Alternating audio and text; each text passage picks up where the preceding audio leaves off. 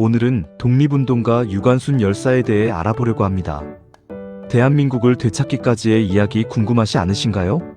함께 흥미진진한 이야기 속으로 들어가 보겠습니다. 1902년 12월 16일 충남 천안군 이동면 지령리 동이 터오는 매봉산 자락 아래 한 소녀가 세상에 첫 발을 내디딥니다. 이름은 유관순, 유중권과 이소재의 둘째 딸이었습니다. 그녀가 태어난 집안은 평범한 농가가 아니었습니다. 아버지는 일찍이 기독교 신앙과 개화 사상을 받아들인 선각자였고 마을에 학교를 세워 민초들을 깨우치던 스승이었습니다. 어린 관순은 아버지의 무릎 위에서 성경의 평등 사상을 배웠고 어머니의 손을 잡고 매봉교회의 종소리를 들으며 자랐습니다. 관순아, 사람은 누구나 하나님 앞에 귀한 존재란다. 그리고 이 땅의 주인은 바로 우리 백성들이란다. 아버지가 건넨 이 짧은 가르침은 소녀의 가슴속에 단단한 씨앗으로 자리 잡았습니다. 하지만 1910년 8살 소녀가 목격한 세상은 차갑게 얼어붙었습니다. 경술국치. 나라가 사라진 날 마을 어른들의 통곡 소리를 들으며 소녀는 처음으로 나라 잃은 백성의 무게를 실감했습니다. 1916년 봄, 낯선 서울의 공기가 소녀를 맞이합니다. 선교사 샤프 부인의 추천으로 입학한 이화학당. 하얀 저고리에 검정 치마를 입은 여학생들 사이에서 관순은 신문물의 바다에 몸을 던집니다. 수학과 영어, 성경 공부. 하지만 그녀를 가장 뜨겁게 만든 것은 지식보다 자각이었습니다. 정동교회의 종소리가 울릴 때마다 그녀는 간절히 기도했습니다. 주여, 저에게 지혜를 주시어 이 도탄에 빠진 백성을 구하게 하소서. 프라이 교장은 이 총명한 소녀의 눈빛에서 범상치 않은 불꽃을 보았습니다. 밤마다 기숙사방에 모여 앉아 등불을 낮추고 나직하게 읊조리던 비밀스러운 이야기들. 그것은 단순한 소녀들의 수다가 아니었습니다. 억눌린 민족의 해방을 향한 갈망이었고 다가올 거대한 소용돌이를 준비하는 전야제였습니다.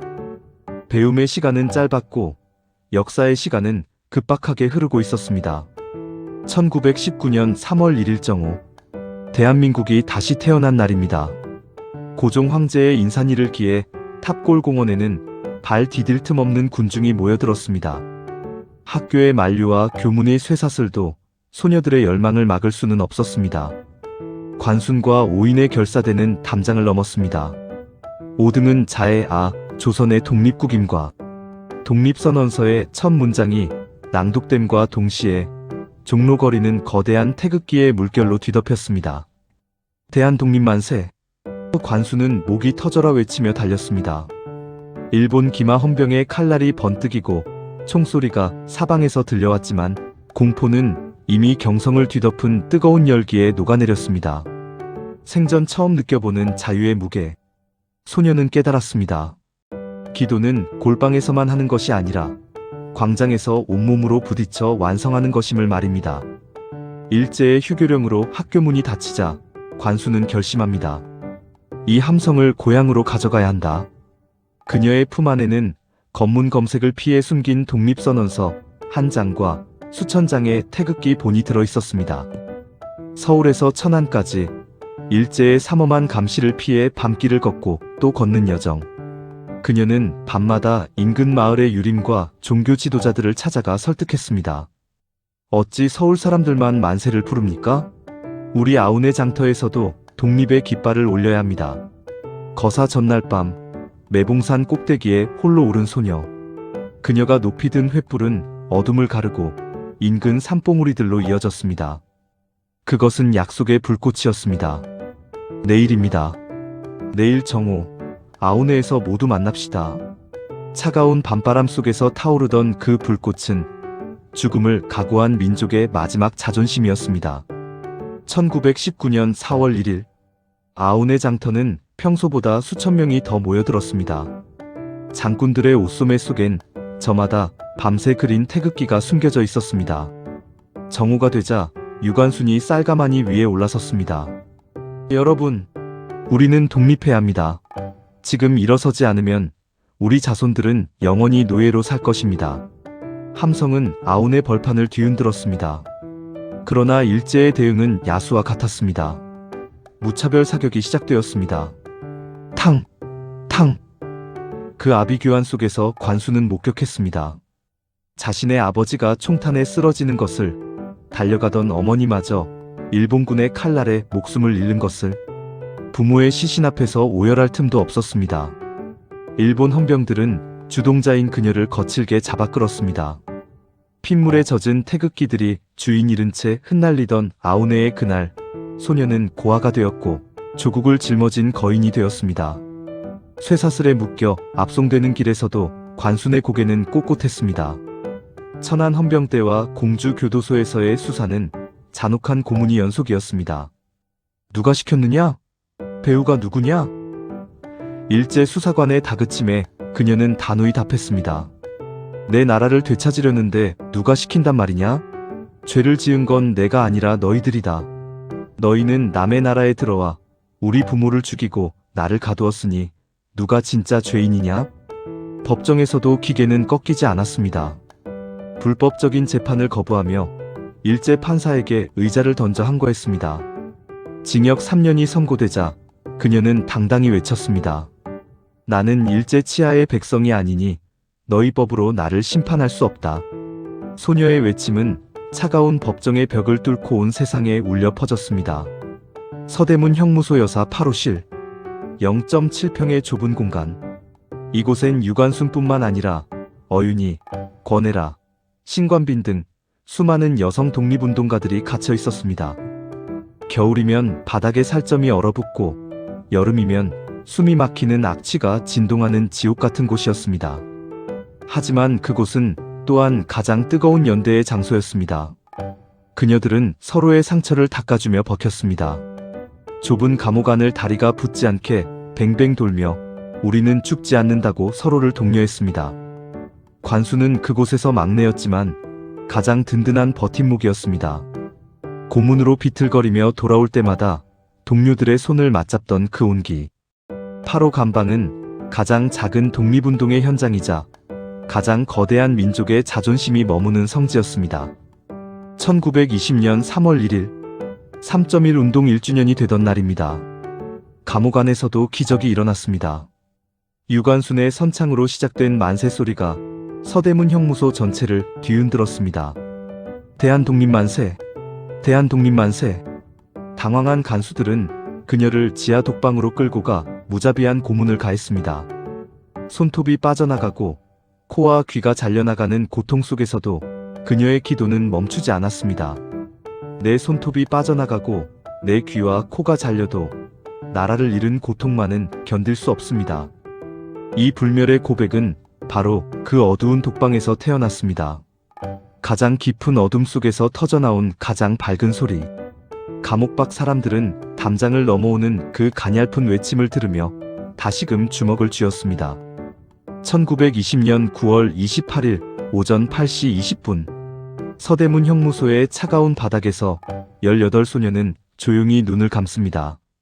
모진 고문과 영양실조로 더 이상 버틸 수 없었던 가녀린 육체. 그녀의 마지막 기도는 오직 조국뿐이었습니다. 하나님, 이 나라가 하루빨리 독립하게 하소서. 제 목숨은 아깝지 않으나 나라를 보지 못하고 가는 것이 한입니다. 순국 후에도 일제는 시신을 넘겨주지 않으려 했습니다. 이화학당 교사들이 강력히 항의한 끝에야 인도받은 그녀의 몸은 참혹하게 훼손되어 있었습니다. 석유 상자에 담겨 돌아온 소녀. 이태원 공동묘지에 이름도 없이 묻혔으나 이후 그 묘역조차 유실되어 시신은 영영 찾을 수 없게 되었습니다. 무덤도 남기지 못한 죽음. 하지만 그녀는 사라진 것이 아니라 대한민국의 모든 흙과 바람 속에 스며들었습니다. 유관순이 떠난 8호 감방. 남겨진 여인들에게 시간은 멈춘 듯 했습니다. 하지만 그녀들은 약속했습니다. 관순이의 죽음을 헛되게 하지 말자. 추록한 동료들은 전국으로 흩어져 관순의 마지막 순간을 전했습니다. 그 어린 것이 고문대 위에서도 만세를 불렀소. 죽는 순간까지 독립을 기도했소. 동료들의 눈물 섞인 증언을 통해 유관순의 이야기는 전설이 되어 민초들의 가슴 속에 퍼져나갔습니다. 일제는 그녀를 지우려 했지만 살아남은 자들의 기억 속에서 유관순은 더욱 또렷하게 살아났습니다.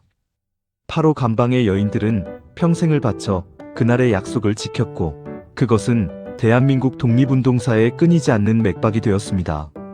이태원 공동묘지의 한 귀퉁이, 비석 하나 없이 잠들었던 소녀. 세월은 무정하게 흘렀고 해방전 일제의 도시계획으로 묘역은 파헤쳐졌습니다. 그 과정에서 유관순 열사의 유해는 흔적도 없이 사라지고 말았습니다. 묘지도 유골도 남기지 못한 영웅. 사람들은 울부짖었습니다. 어찌 나라를 구한 이에 뼈 한 조각도 찾지 못한단 말이냐?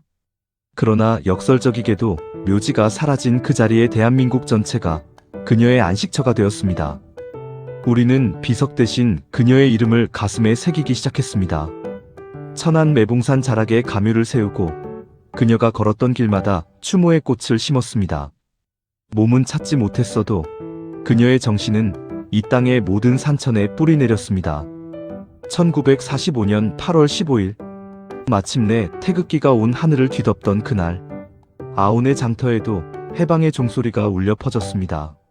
마을 사람들은 제일 먼저 매봉산 기승 유관순의 생가로 달려갔습니다. 관순아, 해방이다. 네가 그토록 외치던 독립이 왔다. 살아 돌아오지 못한 소녀를 대신해 생존한 가족들과 동료들이 태극기를 들고 다시 장터에 모였습니다. 26년 전 피로 물들었던 그 길 위에서 이제는 환희의 눈물이 흘렀습니다. 그녀의 희생이 헛되지 않았음을 증명하는 해방의 햇살. 정부는 그녀에게 건국 훈장을 추서하며 민족의 상징으로 모셨고 지령리의 작은 집은 대한민국에서 가장 밝게 빛나는 성지가 되었습니다. 세월은 흘러 21세기. 유관순 열사의 이야기는 한반도의 국경을 넘기 시작했습니다. 2018년 미국의 뉴욕타임스는 간과된 여성들 특집을 통해 유관순의 부고를 100년 만에 다시 실었습니다. 전 세계 인권운동가들은 그녀의 비폭력 저항 정신에 주목했습니다. 인도의 간디보다도 미국의 마틴 루터 킹보다도 앞섰던 소녀의 용기. 이제 유관순은 한국의 위인을 넘어 압제에 저항하는 전 세계 모든 이들의 아이콘이 되었습니다. 그녀가 외친 자유는 이제 인종과 언어를 초월한 인류의 보편적 가치로 기록되고 있습니다. 2019년 3.1 운동 100주년을 맞아 유관순 열사에게 국가 최고 훈장인 건국훈장 대한민국장이 추가 서운되었습니다. 이는 단순히 훈장 하나를 더하는 것이 아니라 그녀가 우리 민족에게 가졌던 상징성을 국가가 공식적으로 인정한 역사적 사건이었습니다. 18소녀의 희생이 100년의 시간을 견디고 승리한 순간이었습니다. 이제 유관순은 한 개인의 이름을 넘어 대한민국이라는 국가의 정체성이 되었습니다. 우리가 누리는 평범한 일상, 우리가 내뱉는 자유로운 언어, 그 모든 것 속에 유관순의 피와 눈물이 녹아있음을 우리는 다시금 확인했습니다. 이제 우리는 묻습니다. 오늘날 우리에게 유관순은 누구입니까? 그녀는 교과서에 갇힌 박제된 영웅이 아닙니다. 미래를 고민하고 두려움 앞에 떨던 지금의 청년들처럼 그녀 역시 평범한 소녀였습니다. 하지만 그녀는 두려움보다 사랑을 선택했습니다. 끝까지 시청해주셔서 감사합니다.